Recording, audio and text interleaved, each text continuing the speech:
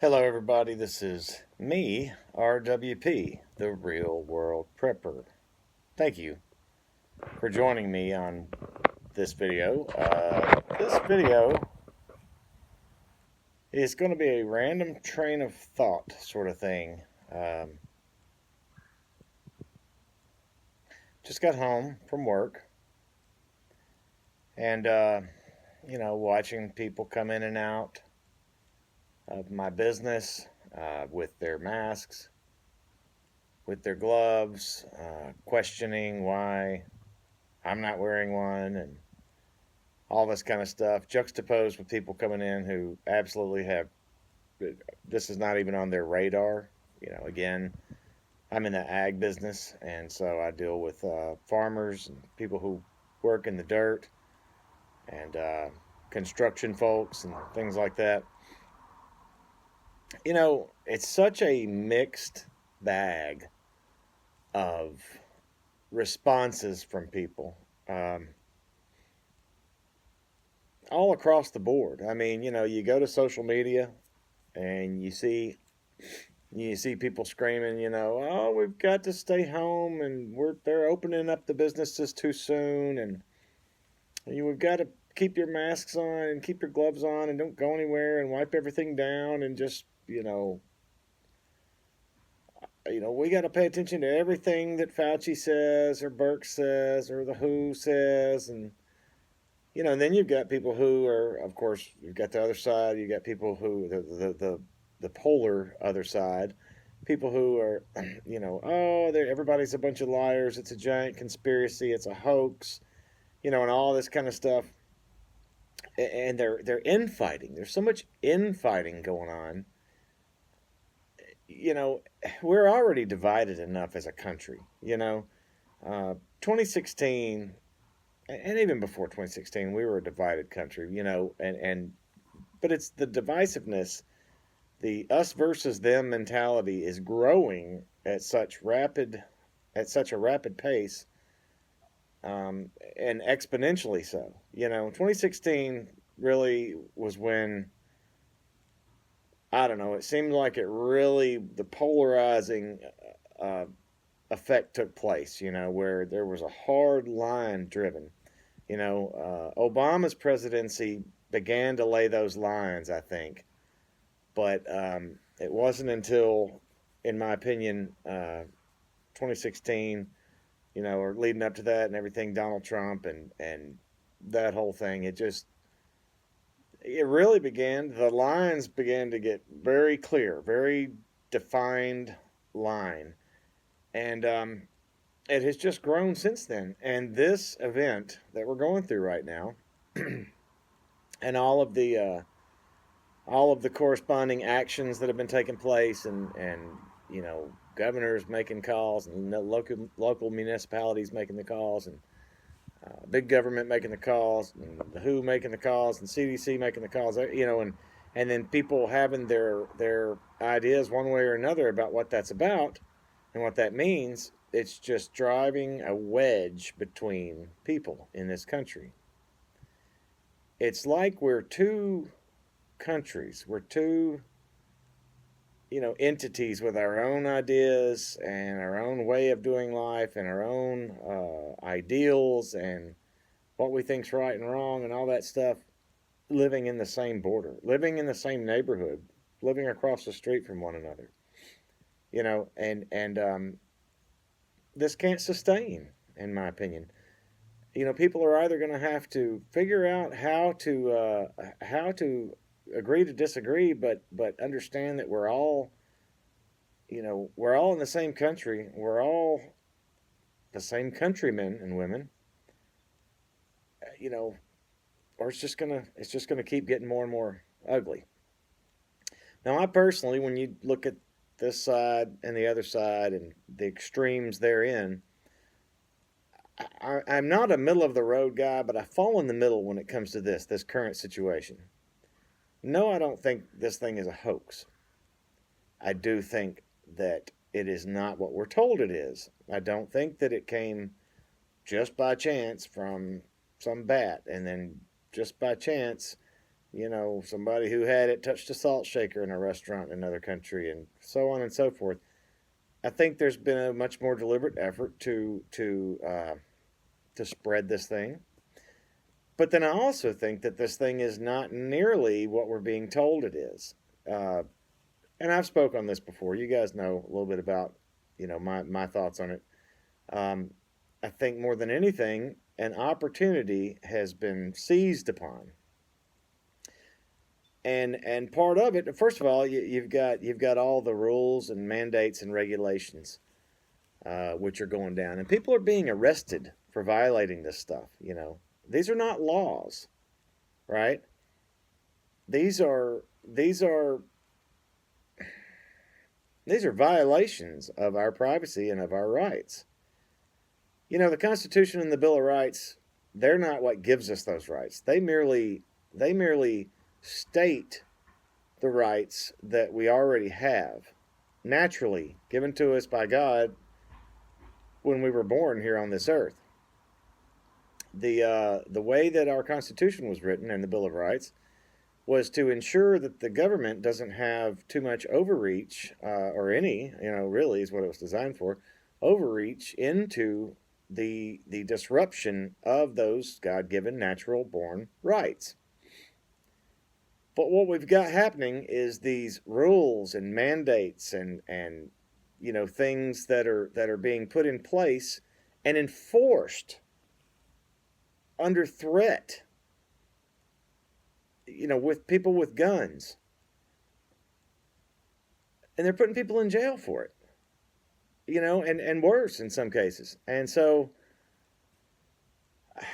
it is such a twisted way, and I know a lot of you guys that are watching this video see it and know it and understand it for what it is. But so many Americans do not.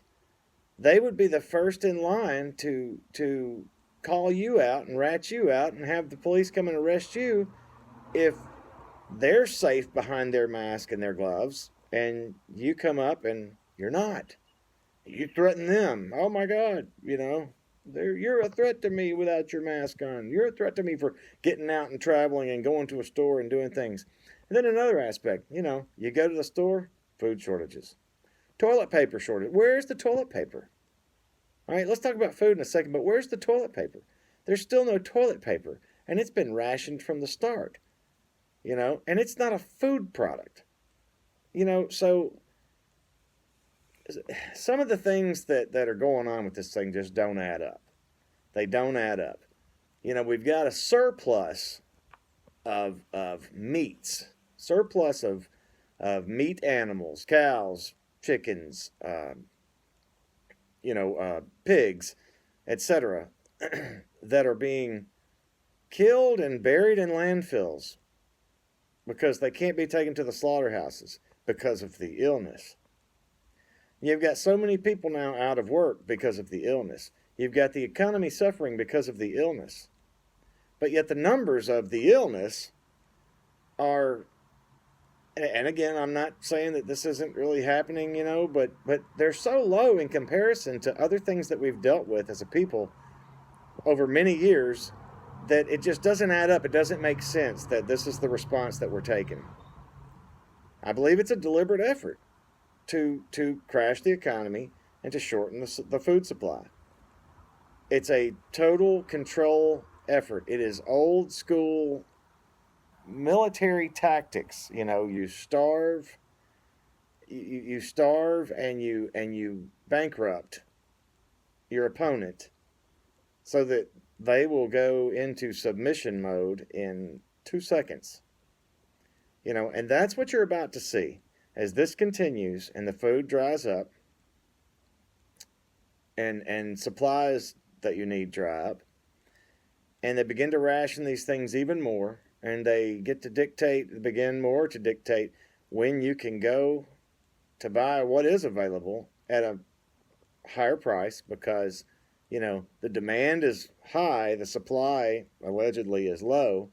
The same thing with vegetables and things, what farmers grow. This stuff's rotting in fields. The stuff's being, potatoes in Idaho are being given away by the dump truck load because there's nobody there to buy and process them. Well, that's because of all these state and federal mandates to shut these things down for safety. Y'all shut it down and go home because, this pandemic, and this is BS. This is not a pandemic. In terms of what pandemics that this country, that this world has seen, over many, many, many years in the past, this is definitely not what they're chalking it up to be. This is a wake-up call for all of us. I hope you guys are seeing it. Again, I know that many of you watch, and some of my regulars have been here for a long time. I know you guys are with me. You understand this. But there's so many that don't. Share this with people that don't. I mean, do your own research into this stuff. And of course, the opposing side of this whole thought and idea would well, man, they can cite, well, this person this idea was debunked. This person was proven to be a fraud. And, they've got an answer for everything, right?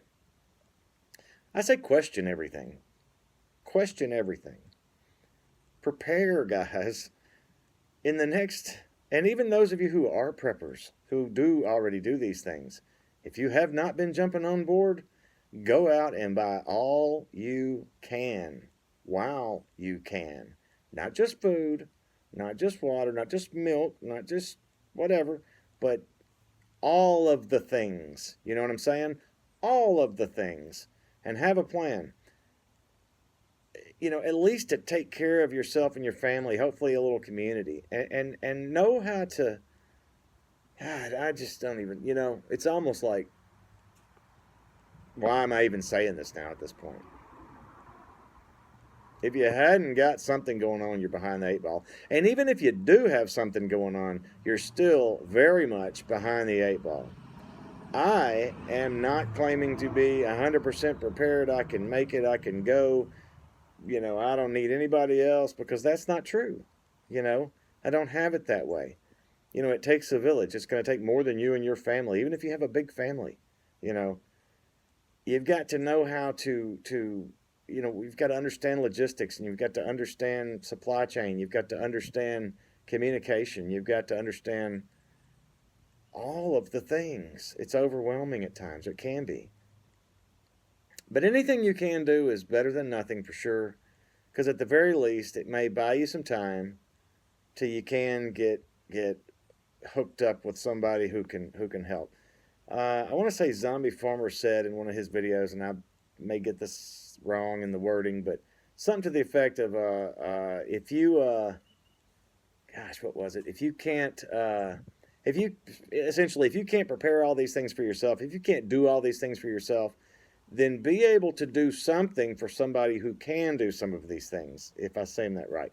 You get the gist of it. If you have a weak link in your chain, then be able to provide something, a service, a product, an item, protection, whatever it may be, to somebody who can fill some of the gaps in your preps.